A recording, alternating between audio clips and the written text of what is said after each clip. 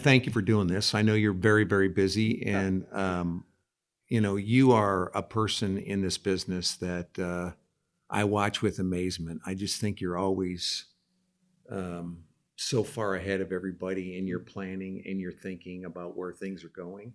Flattery gets you everywhere. Oh, well, I'm telling you, I just to be honest with you. No, it's not. But anyway.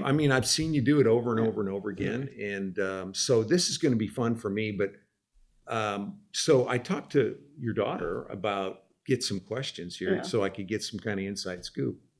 And so one of the ones that she talked about is what about JFK's assassination? And funny. That day and what was going on in your life when that happened? Yeah. Well, I was 10 years old, and he was obviously driving. Well, he was driving next to the Trademark, right, and which is Dad's building, and so there's a big luncheon there to receive him. And being the one girl with 5 brothers, I got to stand there. Dad was going to be the next person to meet JFK, so I got to stand there with my Brownie camera, and my younger brother Stuart. We were going to be the next ones to be able to say hello to him. So he was on the way there and you guys were going to greet him. And then we saw all these motorcycles peel off and sirens go by. So, Dad took us inside, and the next messages came out to the whole crowd. And you've got, for me, it was just stunning because you saw all these adults start crying. It was a very powerful experience. So was it pretty quickly you knew there was a problem? You knew there's a problem very quickly, and then obviously we waited, and then finally they. What a dark day for the country that was. Yeah. It was unbelievable. Okay, so I know you like to travel. How about most interesting trip you've ever been on? Well, we were on a trip once in Ladakh, which is a far eastern side of India, and went to the airport, and there was one plane a day to leave, and there's a riot at the airport, and so we had all the kids with us. We had pushed our way to get in, and I pushed our way to get out, and had to take a 2-day caravan, a Jeep caravan through the mountains to get down to Kashmir in India and into a war zone. And then we're there in the war zone for a couple of days and staying on these houseboats, which were hotels. And it was stunningly beautiful and really fascinating.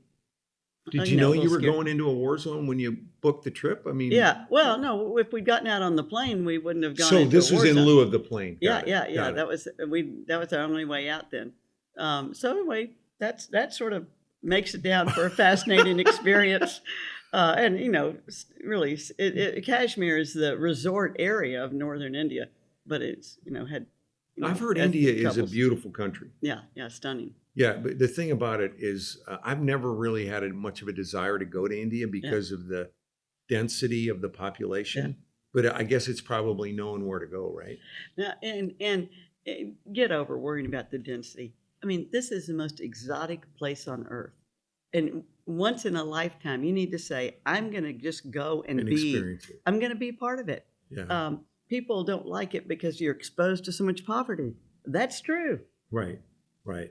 You know what? It's reality too, isn't it? Yeah. So, what I want to do is understand what is this human experience. I totally agree with that. Jump out there and all right, I'm going to pick your brain, and maybe I'll go figure out where to go in India. Okay, so people business, right? You come from such a famous family, and what went into the thought of leaving the family business and going out on your own? Because I actually, I don't have a famous family like you do, but I left my family business to move to Texas. And I know my conversations with my father, because he kind of thought I would take it over, were he really supported me, even though he didn't really want it to happen. And I just wonder how that was with you. Yeah. Well, I mean, it's a real easy answer. If you're one of 6, you're always going to be a minority. Right. And I wanted to make my own mistakes. And, it's also hard to say you want all the decisions that you're making being with your siblings. That's not a natural business group. So anyway, that was it. And so we just slowly unwound some things. And I married Henry, who at that time had worked for Dad and the Crow Company. And he launched off on his own. So there we go. When you decided to do it, did you have clarity on what you wanted to do? No. I decided to leave the family business, but I was running the Dallas Market Center. Right. And so I stayed there. Right. And I kept running the Dallas Market Center for, I don't know. I was there 15 years. So probably, 5 or 6 years after I decided to leave the business, I kept on running it. And, so then once I left the Market Center, that's when I said, I got to launch out and say, what are we doing? By that time, Henry bought quite a bit of raw land. Right. I took a travel agency that I'd launched at the Market Center. And this was sort of in the great real estate drought in the early 1990s. And so I thought, let me go make this travel agency something. Everything I'd been was a family business. I didn't know if I could do this stuff myself. Right. And so I had to go into something that was totally different and, see if I knew how to make it work. And fortunately, things, worked out okay. And then we started to come out of the real estate drought. Henry had all this land around, and I said, instead of selling it, why don't I go build something on it? And so then there we go. That's awesome. Yeah. So he had made those investments. You saw that they would. Yeah, let's go ahead and build on it. He bought the land that ended up being the intersection of Bush and the tollway. Right. So, but he didn't know that when he bought it. He knew the tollway was coming up, but he didn't know where Bush was going. Right. Well, I mean, that land by Cypress and then the other one in Allen, I think have been just so smart, to get way out in front. So I married well. Yeah. Okay, so I know Henry's a big reader, right? Yeah. And the last time I was here to visit you, he actually gave me a book that on World War II that I've read. And so where do you get your business information? Are you a reader? Do you read books? Do you have a book you would recommend? Oh, early on I read a lot of business books. But no, my reading today is not business. I'm really listening to a lot of podcasts. Right. I do too. I enjoy that. And, I obviously do it while I'm driving. Right. And are you a reader of novels or fiction or anything like that? Do you use reading to escape or no? It took me maybe 10 years ago, I started reading fiction. So most of my life, it's been really, I want to learn. And I only tapped into fiction if I thought it could bring me greater insights, again, on life and human experience and stuff. So I don't really do it for escapism. Right. I do some historical fiction, which is a little escapism. Yeah. But I'm also getting immersed into a time period that I wouldn't learn and feel. I wouldn't feel it like in a real, history in nonfiction. I'm dyslexic, so reading's hard for me. Yeah. But I find like I've always, early in my life, I read books to learn and to self-help type stuff. Yeah. But I've never been a fiction reader just because I've always wanted to use my reading to educate, to learn, to get better at what I do. And I don't know, it sounds like we kind of are in common there, but. I've went through a long time of reading everything I could on the brain. And there's so many, fascinating books on that. So that's a big area of reading for me. I probably need to do that. It's so fun. I mean, it's like this. There's something called synesthesia, where your senses are blended, so you hear color. You hear color. Yeah. When you hear a sound, every time it's yellow. I mean, and a lot of people who have it can go to concerts and they are absolutely hearing color. Or you're tasting and smell. Those two are pretty related anyway. But anyway, it's a real condition. I don't need to derail this. But have you ever read anything on the brain that helps you keep your brain healthy? Like my fear in life is dementia or Alzheimer's.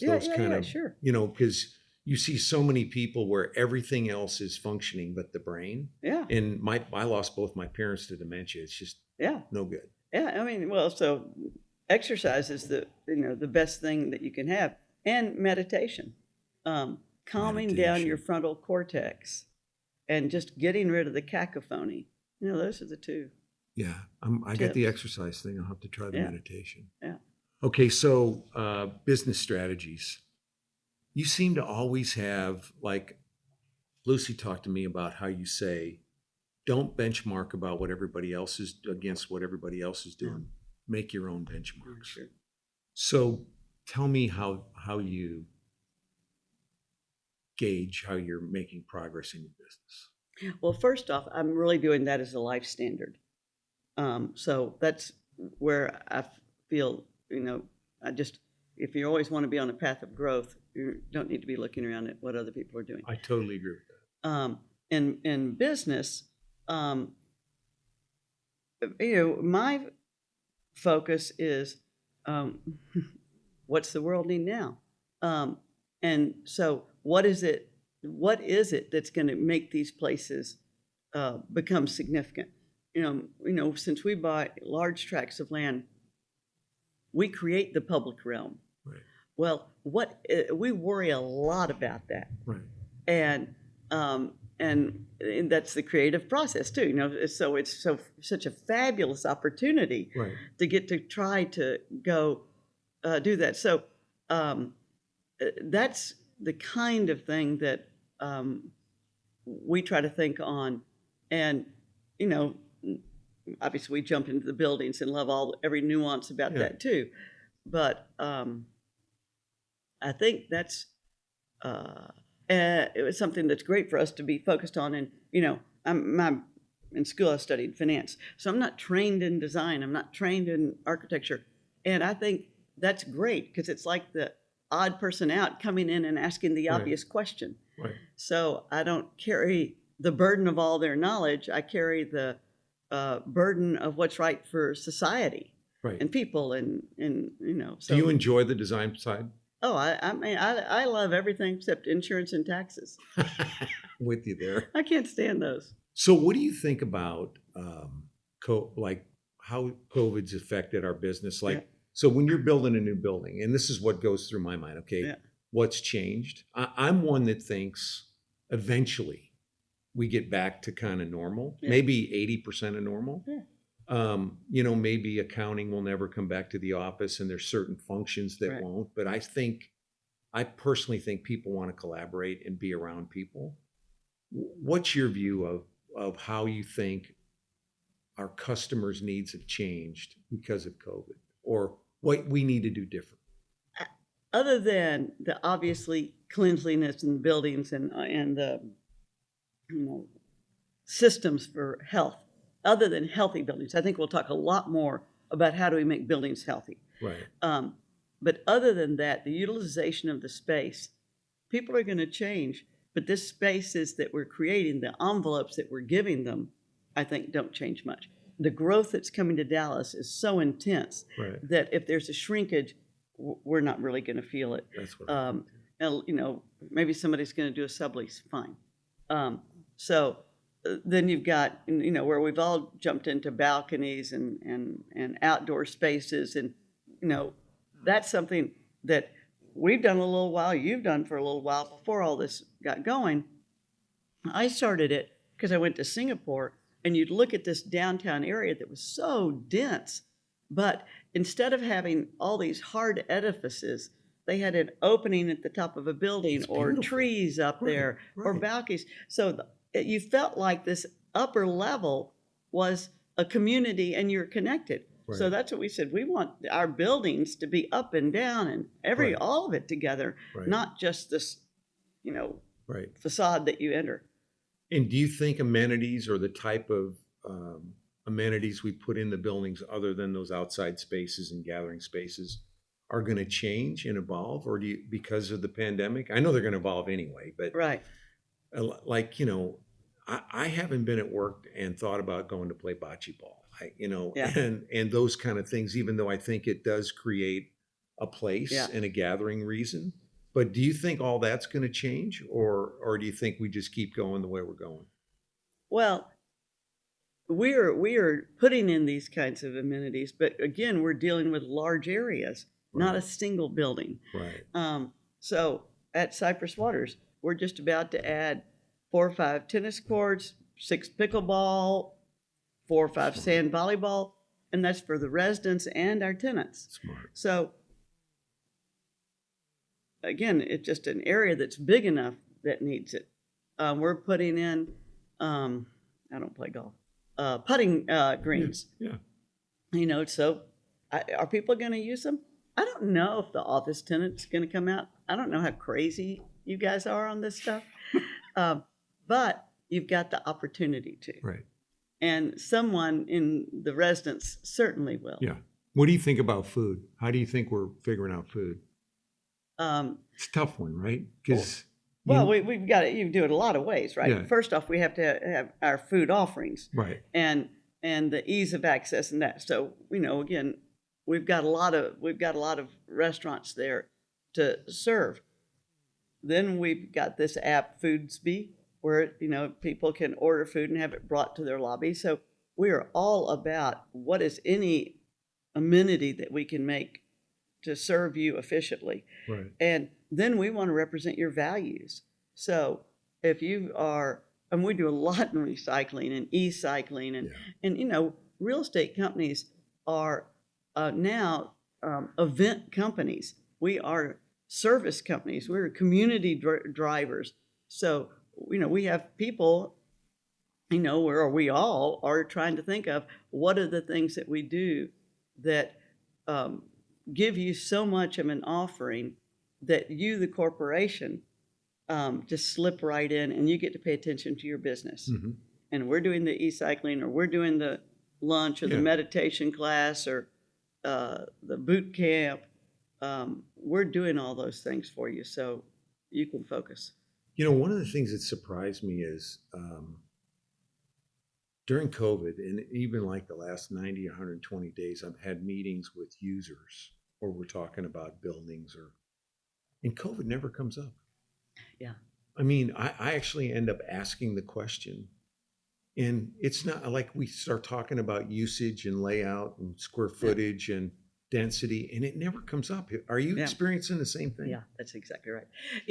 Everyone stopped for 9 months, 12 months. And now they're ready to be done with it. That was pent up demand. Right. So now we're going through a period that's, exciting. So what's your view of Dallas in the next 5 years? Unbelievable. I think it's going to be great. I mean, we have 18 people moving here every hour. I did not know that. I mean, what a statistic is that? I think that's 342 a day. We're supposed to obviously be 10 million people at 2030, and then by 2050, 16 million. I kind of think it's going to be the roaring 20s for the next 3, 4, 5 years. It's gonna be crazy. Yeah. And so we, interestingly, have a huge obligation as developers, because this is the time when the city is built. We better do it right.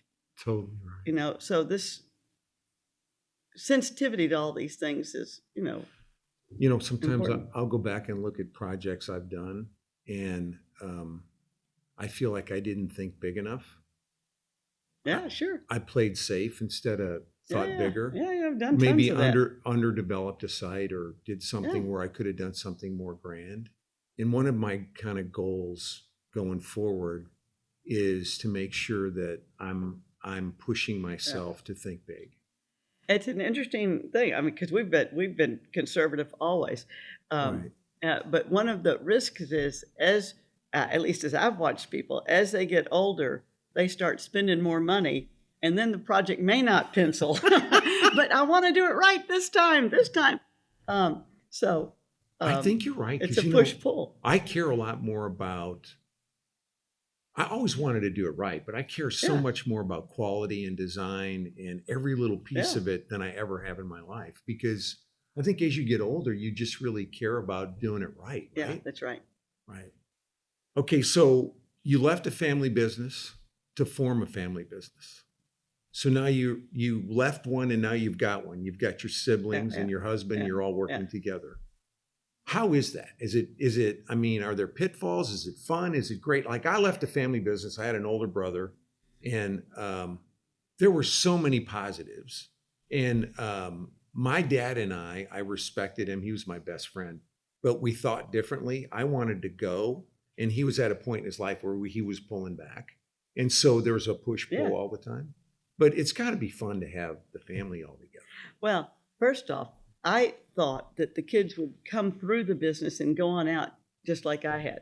So, they came in and got stuck. But they're having fun, right? Oh no, it's fabulous. We've all the assets we've ever built, we've put in the kids' names. Yeah. So they're the Yeah. ones who own this stuff. Yeah. And George, their personalities really have gone to the product groups they like. George loves industrial, Lucy office, and Sumner multifamily. Mm-hmm. And they may own assets in each other's groups, but they run their area. Mm-hmm. And if you're ever going to finance or sell one of my assets, I make those decisions. Right. Besides that, you manage everything. So now everybody's just doing their own thing, and it's nice to see each other, but we're not actively engaged on each other's businesses. So I'm not sticking my nose into your business at all. So you really have an independence. So Lucy has taken the lead on office. Yeah.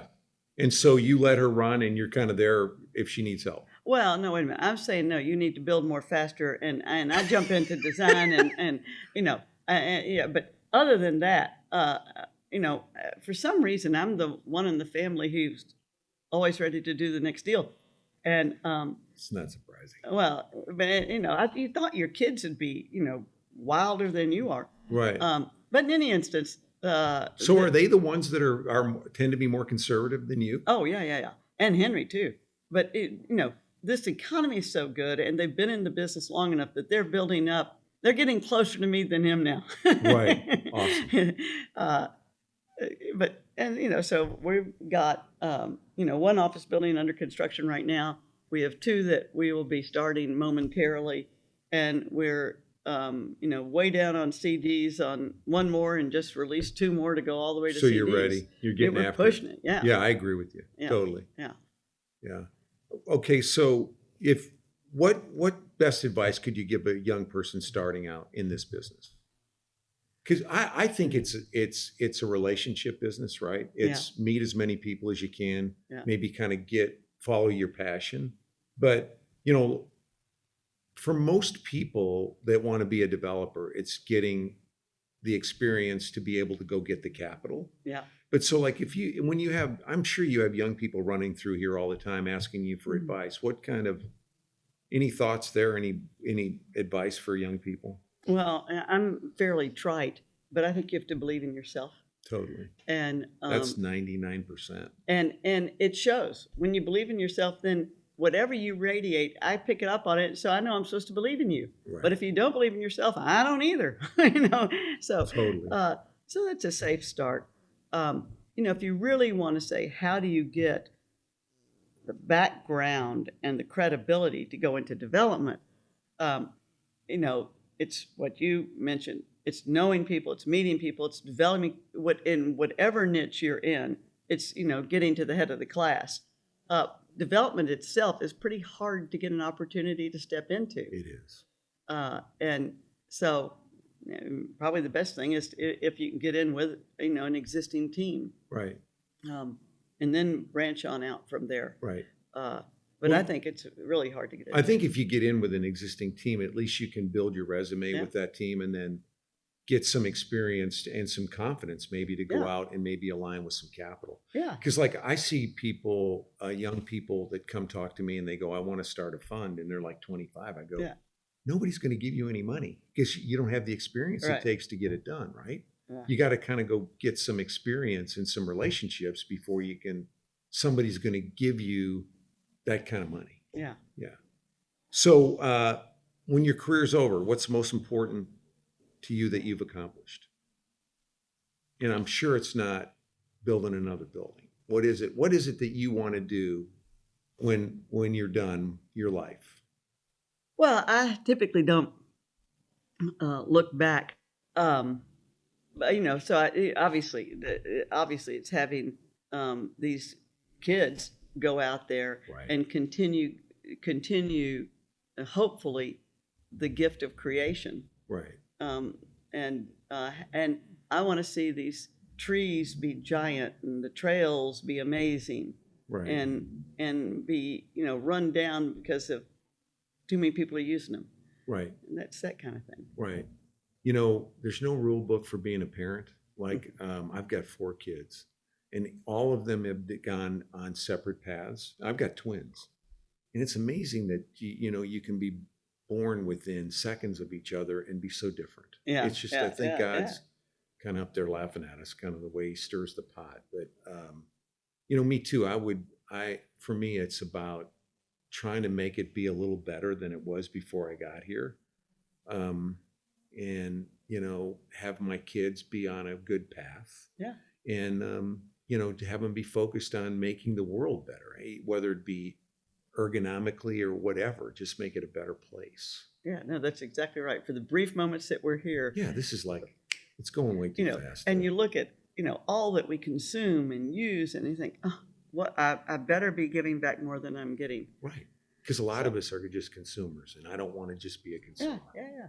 Okay, so what is the one opportunity you see out in the world that is so obvious to you that you don't think anybody's taking advantage of? Do you see anything in our business? I'm not a good person for that question, because we're so immersed in the tracts of land that we have. Do you see a need out there that nobody's fulfilling? You're just laser focused on your sites. Well, I think that the retail world has a very hard time creating these experiences. We're small in retail, but we've done a few things that are very different. The most unusual is one we call the Shacks. It's 6 little restaurants that are 650 feet, hanging over a dog park and a floodplain. When you go there, it's your place. You own it. Right. And you're hanging out with your dog, your friend, and I don't think most retailers or developers are creating places that you really love to be when it's retail. Right. And that's a missed opportunity. I think retail is cold, right? Yeah, It's just they haven't figured out. Yeah. And maybe it's because I'm an office developer, but I kind of think the office folks are really trying to warm up the environment, right? They're trying to have less hardscapes and make it more inviting. Yeah. Where retail, it's just, and I know it's got to be a much more difficult, but it should be more experiential, I think. Well, even at Cypress Waters at the Sound, the retail buildings we built there, we went and got old bricks. We wanted to give texture and to have it be earthy and comfortable. Right. And most retail's sharp and polished and shiny. Right. And we want to create the Texas you wish you were from. Right. And then you get there and it just feels natural. Right. Well, and so how about, like, are you an early morning person? Where do you do your best thinking? Are you up early? Are you a late night person? I'm up later. I'm not as early as I used to be. I get up at 6:30 and go swim. Okay. So your first move is exercise. Yeah. Mine too. Always. If I don't do it in the morning, I won't do it. Yeah. Well, and I feel bad all day. And so do you do your best thinking at night or in the morning? Oh, morning. Yeah, me too. Yeah. But you're up late, so do you go on very little sleep? You must go on 5-6 hours sleep? No, none of that stuff. I want 8 hours. If I don't get it, I'm upset. And so I'm giddy if I get in bed at 10 o'clock, 9:30. What a dream that would be. Right. It's my favorite thing if I ever get to do it. I don't get to do it very often. No, and I wake up feeling good. Right. And then if it's 11 o'clock, I'm growling and rolling out of bed. Right. Okay. How about, how do we keep ourselves relevant? Well, obviously stay very informed. Right. Know and be with younger people. Understand what they're caring about, right? I love that. A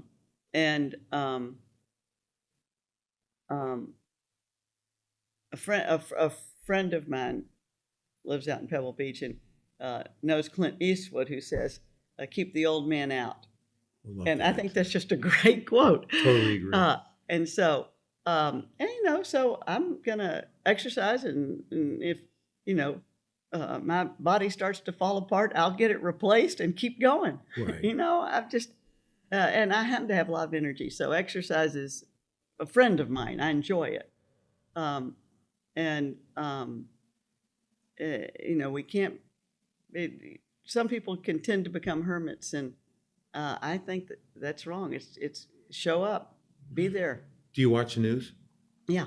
Yeah, I've kind of stopped watching it Yeah. because I watch local news because I want to know what's going on in Dallas, but I've kind of stopped watching the national news because I'm not so sure it's accurate anymore.